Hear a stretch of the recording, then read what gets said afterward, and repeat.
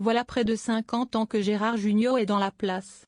Membre éminent du Splendide, acteur et réalisateur prolifique, figure tutélaire d'une comédie française. La preuve ? Philippe Lachaud et sa bande ont suivi ses traces avec le carton Babysitting. Autre carton, intergénérationnel, Pouer le coup, Les choristes. Drame musical dans lequel le comédien tient la dragée haute face aux jeunes à l'époque, Jean-Baptiste Monnier. Côté cœur, Gérard Jugnot est plutôt discret. À 74 ans, celui-ci partage sa vie avec son épouse, Patricia Campy, de 20 ans sa cadette. Nous sommes dans les années 70. Une joyeuse troupe d'humoristes commence à faire parler d'elle sur scène, le Splendide. Bande de gai lurons qui, dans les cafés-théâtres, enchaînent les sketchs. Un de leurs spectacles, ironiquement intitulé Amour, coquillage et crustacés, connaît un grand succès. Quelques années plus tard, Gérard Jugnot, et ses copains, Josiane Balasco, Thierry Lhermitte ou encore Christian Clavier passent la seconde. Ils adaptent leur pièce au cinéma dans un film réalisé par Patrice Lecomte baptisé Les Bronzés. C'est un carton retentissant doublé d'un instantané culte. La comédie devient une référence en la matière et va traverser les décennies grâce aux diffusions télé. Le Splendide réitère l'exploit avec une suite encore plus emblématique, Les Bronzés font du ski.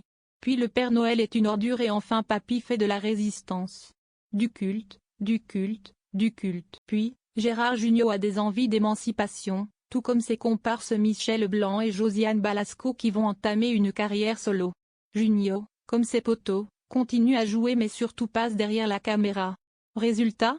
Des comédies sociales, une époque formidable, populaire, Pinot, simple flic, et parfois autobio, scout toujours.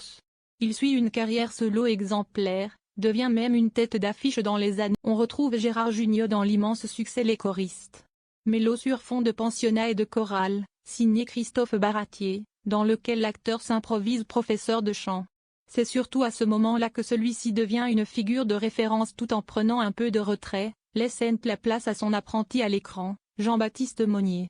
Dans cette comédie douce sa mère, Gérard Jugnot dévoile un jeu très introverti et discret. Gérard Jugnot est un indéboulonnable comédien. Pas étonnant qu'on le retrouve aujourd'hui dans des rôles qui font figure d'autorité comme celui de Babysitting ou celui de Camping 3. Le septuagénaire n'a plus rien à prouver, il ne faillit que s'éclater comme en témoigne la scène où il pète les plombs, sous Space Cake, face à Patrick Chirac alias Franck Dubosc.